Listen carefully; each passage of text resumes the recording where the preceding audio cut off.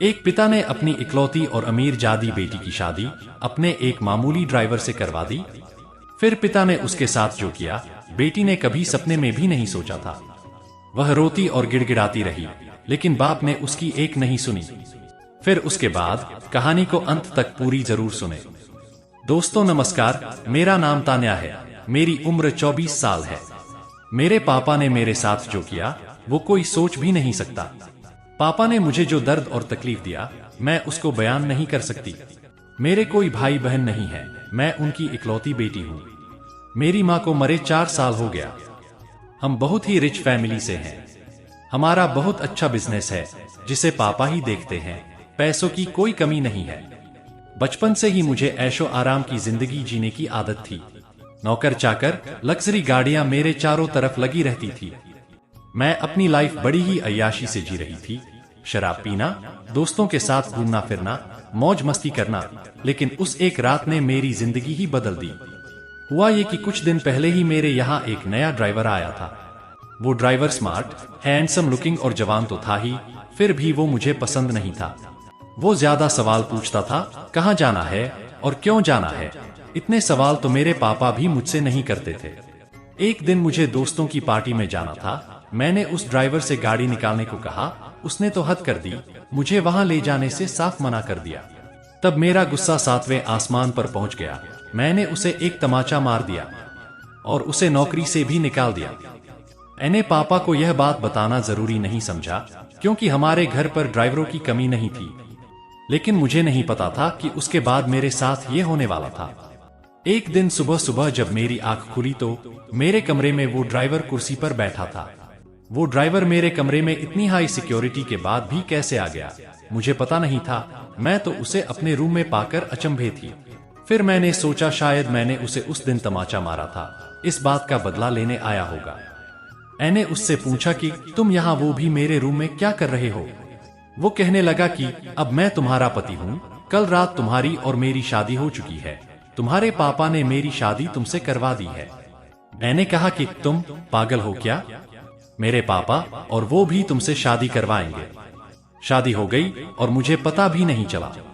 फिर उसने कहा कि मुझे पता था कि तुम मेरी बात पर यकीन नहीं करोगी, इसलिए मैं तुम्हें शादी की तस्वीरें सबूत के तौर पर दिखाता हूँ। उसने अपने मोबाइल में हमारी शादी की तस्वीरें दिखाई। वो सच बोल रहा था। मैं उसके साथ मंडप में बैठी थी। मुझे होश नहीं था और मेरे पापा भी मेरा कन्यादान करते हुए उस तस्वीर में दिख रहे थे। मुझे उस तस्वीर को देखकर भरोसा नहीं हुआ कि मेरे पापा जो मुझे इतना प्यार करते थे, वो मेरी शादी बेहोशी की हालत में मेरी मर्जी के बिना एक छोटे और गरीब ड्राइवर से नहीं करवा सकते हैं।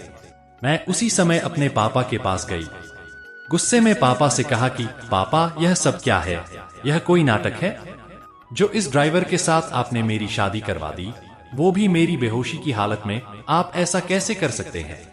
पापा ने कहा कि वो मजबूर थे। मैंने पूछा, मजबूर? तान्या भड़कते हुए बोली, इस शहर के इतने बड़े बिजनेसमैन होने के बाद भी आप कह रहे हैं कि हम मजबूर हैं। इसकी क्या औकात है?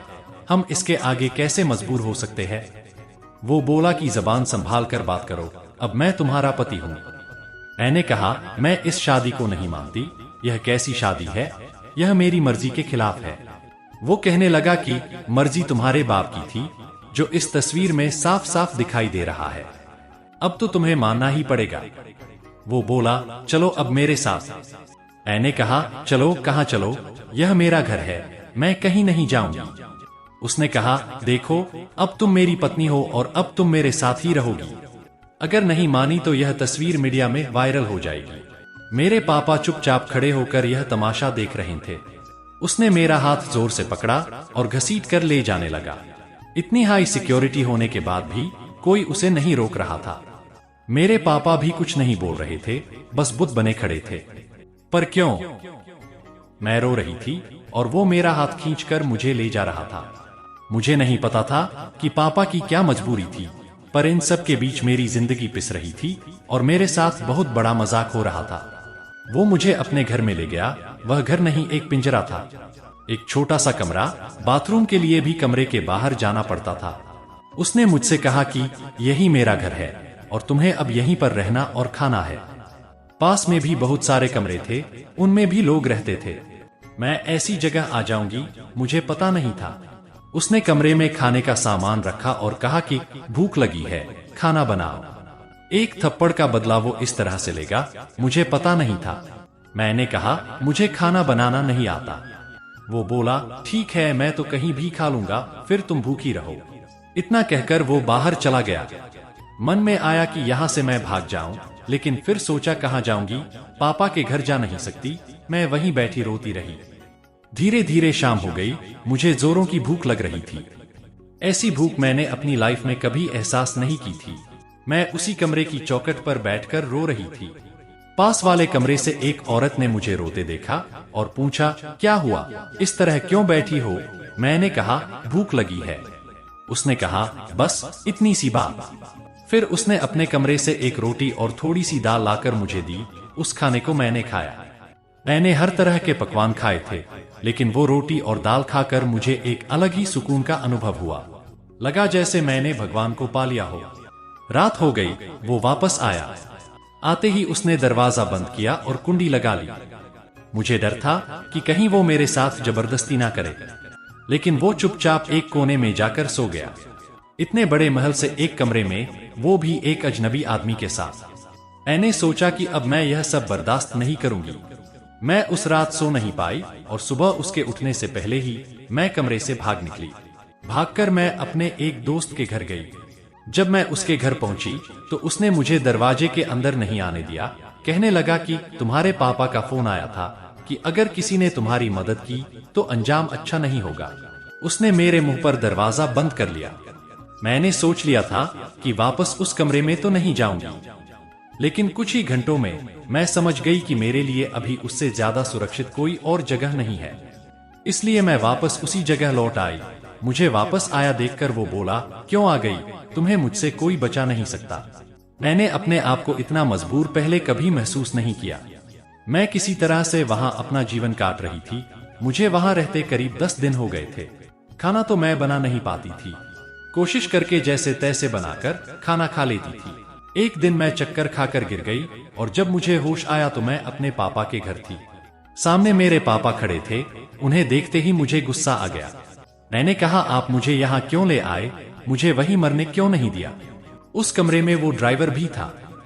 पापा बोले बेटा, मैंने तुझे बहुत समझाया लेकिन तू नहीं मानी, तो आखिरकार मुझे यह तरीका अपनाना पड़ा। तुम जिस माहौल में रहकर 10 दिन में परेशान हो गई हो, उस जगह से उठकर मैंने यह सब बनाया है। तुम्हें यह सब ऐसे ही मिल गया तो तुम्हें इसकी कोई कदर नहीं है। तुम शराब के नशे में रहती हो, दोस्तों के साथ घूमना फिरना, मौज मस्ती करना, किसी की एक न सुनना। हमारे घर जो काम करते हैं तुम उन्हें इंसान ही नहीं समझती हो। कितने लोगों को तुमने मुझसे छिपाकर नौकरी से भी निकाल दिया। तुम्हें पता भी है कि नौकरी क्या होती है, कैसे परिवार चलता है। शायद तुम्हें इन 10 दिनों में समझ आ गया होगा। गए कोई ड्राइवर नहीं है, इस शहर के जाने माने बिजनेसमैन और मेरे दोस्त मिस्टर वोहरा का छोटा बेटा आर्यन है। यह तुमसे शादी करना चाहता था। मैंने ही इसे कहा था कि तुम पहले उसे अच्छी तरह से जान लो। तुम्हें उसने फॉलो किया तो वो समझ गया कि तुम गलत रास्ते पर हो, एक रईस बाप की बिगड़ी औलाद हो।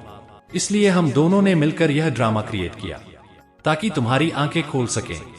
जिस रात तुम्हारी शादी करवाई थी उस रात भी तुम नशे में धुत घर आई थी। पैसे और जिंदगी की कदर करो, भगवान सबके नसीब में यह नहीं देता है। यह सब मेरे कहने पर हुआ था, तुझे जीवन की सच्चाई दिखाने और सही राह पर लाने के लिए। और सच में आर्यन की बदौलत तेरी आंखें खुल पाई है। तेरी आंखों पर जो दौलत की पट्टी बंधी थी वो अब हट चुकी है। दोस्तों, अब मैं एक नई इंसान बन गई थी। आर्यन ने कभी भी मेरा फायदा उठाने की कोशिश नहीं की, बल्कि वह तो हमेशा मेरी ढाल बनकर खड़ा रहा। मुझे मालूम चल गया था कि वो मुझसे कितना प्यार करता है। आर्यन और मेरी शादी हो गई और फिर हम दोनों ने मिलकर पापा की कंपनी को नई बुलंदी पर खड़ा कर दिया। पापा की इस एक सीख ने मुझे एक नया इंसान बना गई। तो दोस्तों, यह कहानी आपको कैसी लगी हमें कमेंट करके जरूर बताएं। कहानी अच्छी लगी हो तो लाइक, शेयर और चैनल को सब्सक्राइब जरूर करें। फिर मिलेंगे ऐसी ही किसी नई स्टोरी के साथ। धन्यवाद।